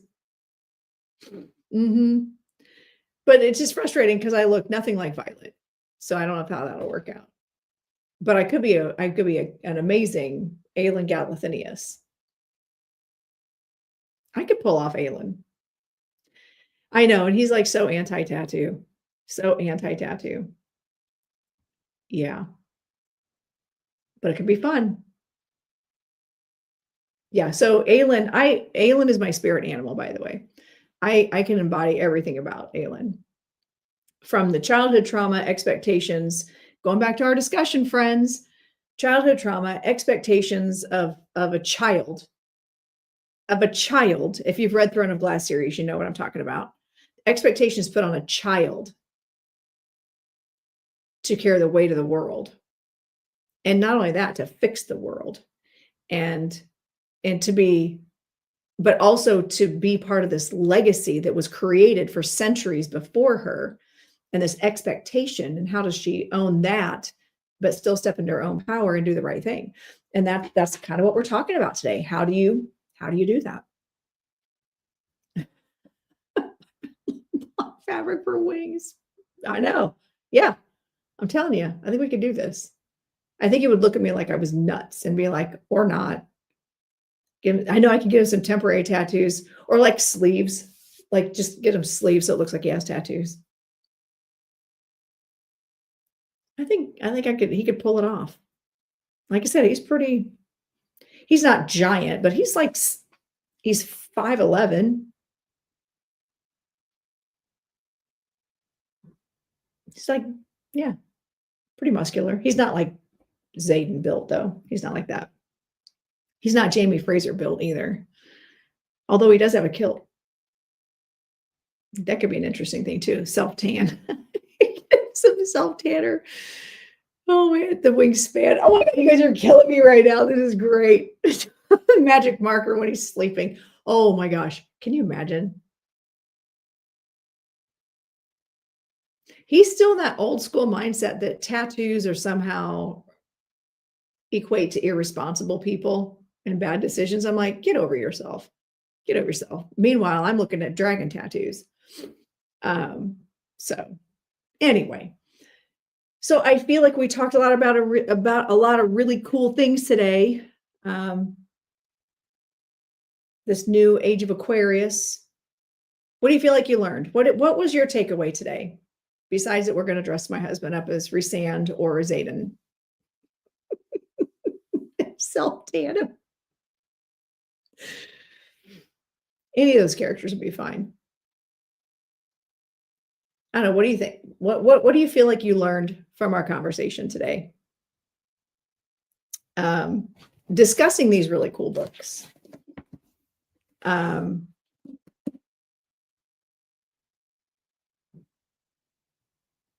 And this, I will say, this book was interesting because there was a whole part of the premise of this is erasing the past.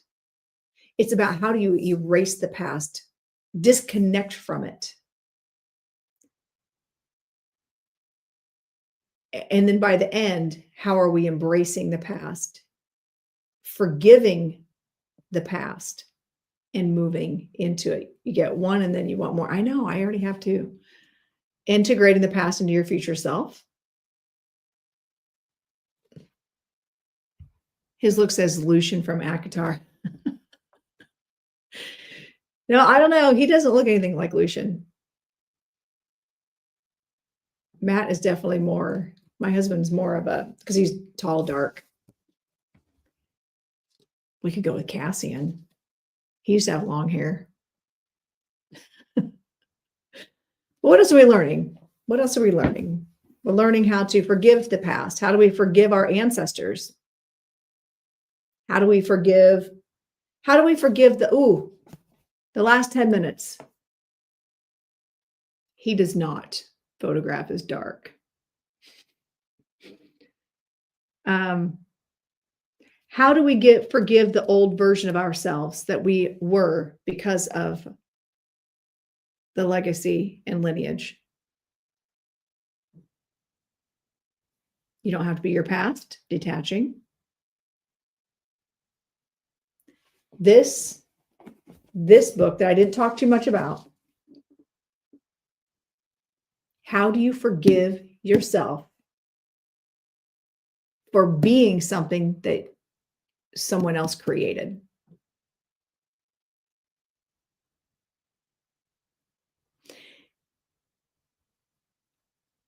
I truly hope that someday my daughter looks back and says, okay, now I understand why my mom was the way she was, why she treated me the way she did, or why things played out the way they did, why she reacted the way she did. Because I'm at that point now with my mom and my grandma. And the forgiveness isn't just for them. The forgiveness is forgiving yourself for the decisions you make based on survival. Whether survival, it's how you learned to deal with things, how you were taught, as a child to deal with things, or a young adult. We learn to respond in ways it's because of how we were treated, how we were taught, right? But then I look back and I'm like, I made a lot of really bad decisions because that's all I knew. That's really all I knew. I did the best I could in that moment because that's what I really thought was best. But I look back and go, oh my goodness. In your 30s and have the same thinking, seeing from my parents' perspective. Yep. And how do we forgive ourselves for the way we have treated people or the way we have responded? I've learned I'm on the right path by considering my triggers and my response to them. It's been a theme this year. Good, April. Amy says, learning that I'm not alone in this generation trauma changing for the better is a beautiful thing. Yes. Starts with understanding where they were coming from. Yeah. And by evaluating and asking yourself, where did I come from? What am I doing now? Why am I responding this way? Why, if I have, too many Jamesons, do I respond with anger so instantly? And how far back does it go? Learning how to forgive yourself is part of the process. It's part of your spiritual awakening. Being in the house with your beloved grandmother for almost 3 years, I have a picture of myself as a child that I chat with daily and try to hold space for healing. Oh, I love you, Kelly. What you did for your grandmother is probably one of the most selfless and most beautiful things ever. And I hope you understand that. You gave her a gift, and she gave you a gift too in that. But now the healing has to begin. And I know that's what you're doing.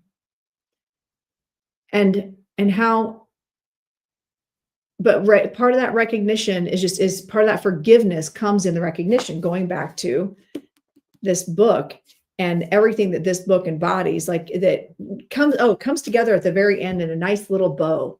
And you leave and you feel complete. You don't feel like there needs to be a sequel to that. A lot of books end and you're like, but what's next?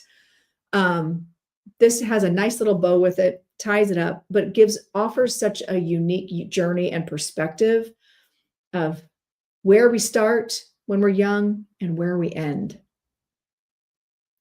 and understanding the journey in between. And I think that as I get older, first of all, I'm thankful that I'm in my 50s. I'm thankful that I've made it this far because I'm thankful every day I have an opportunity to right wrongs. I have an opportunity to forgive myself, to forgive the people around me. For me, I look back at pictures and remind myself that my parents always tried, despite, yes. And I will say that about your parents. They didn't always make the right decisions, nor did I, nor do any of us. But man, they tried. Their heart was in it. Yeah, absolutely, Ashley.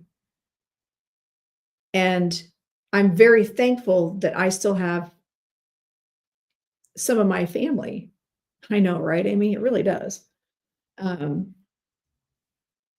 I can ask those questions. But now I'm also able to be in a place working with spirit that I can ask my guides to show me in forms of downloads. What do I need to know about my grandmother's life that will make a difference right now? That will help me understand why I am the way I am. And when you're on that spiritual journey, you can work with your spirit team to get those answers. Shameless plug. If you want to learn how to work with your spirit team, October 29th, starting at, it might be a 6 o'clock Eastern class. It's on my website. Spirit Guides 101. I don't teach Spirit Guides 101 just for people who want to do mediumship. I teach it so we know as humans, we understand the team we have and how to utilize them. How do you best communicate with them? And I give you tools on how to work with them, how to develop a relationship beyond my class. It's not just a one and done. I'm going to give you the tools to be able to work with them going forward. And I've had really, really great feedback from people who have taken that class in the past and have been able to develop a relationship and understanding that everybody's relationship with their guides is going to look different. It's not necessarily going to be how I the same way I communicate with my guides, but I teach you how to understand how spirit will meet you where you are. And you can learn how to dissect that past. Thank you, Rose. Thank you very much for saying that. And I know you work very closely with your guides now. Like you get it. You get it. And how do you work with your guides to communicate with loved ones on the other side? How do you communicate with your guides to choose your path where you don't need to hire a medium? The idea is that I give you the tools so you don't have to hire a medium to do the work, right? Anybody can do this work. So you have to check it out. Check it out, October 29th, Halloween week. And I limit the class size so everybody gets an opportunity to do the work and you get exercises. We do hands-on stuff. It's not just me telling you what to do. I know I have guides working with them, still figuring that out. Yeah. And you know what? Your guides literally meet you where you are. Thank you, Yessie. Thank you. I've had great mentors and my guides pretty much help me at this point design those classes. So if that's something you're interested in doing, and if you're in that process of a spiritual awakening, then getting to know your guides, getting to know your spirit team, those that are around you, and how to tap into them, how to communicate with them, how to get guidance from them for your everyday life is priceless. It's absolutely priceless. You know, she doesn't try and change the way you connect. She enhances the way. Thank you. And that is true. I try to give you the tools to bridge the gap between you and your guides. That is my goal, is to bridge that gap so you can step out onto it and feel confident and learn discernment and learn how to get the answers you need in this lifetime. And you know what? There are plenty of people in this world who they might never believe in the other side. They may never believe that there's anything else beyond here. But they too have spirit teams, and their spirit team's assignment is to get them through to the other side of this life without ever knowing they exist. To go in blind, to get through without ever believing. So understand doing this work that not everybody's meant to do this, and that's okay. But if you're here, that means you have some sort of connection there. And there might be your time to step into a class. And my classes are not that expensive, by the way. Compared to other stuff I've seen, my classes are not that expensive at all. Hi, Winnie. Hello, hello. Okay, my time is up here. Time for me to depart. Thank you all for coming.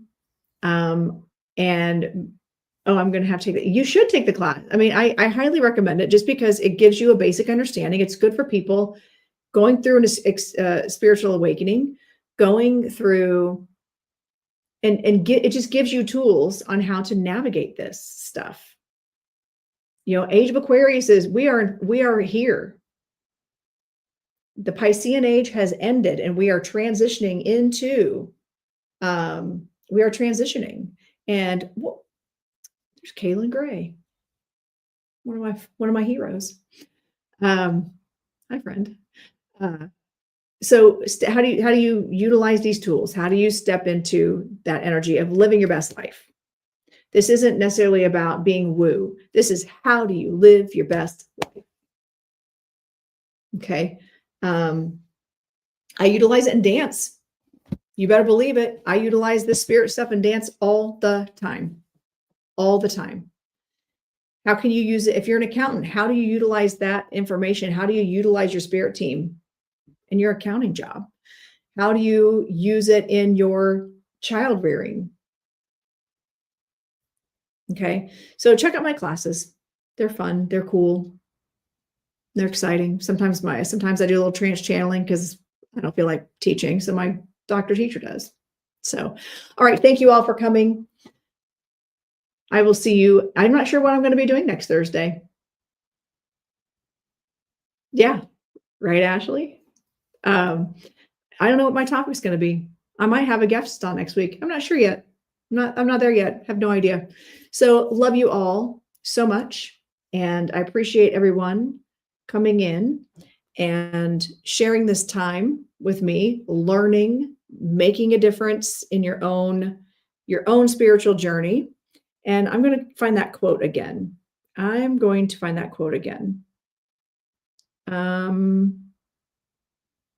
I was like, ooh, I need to make a note of that.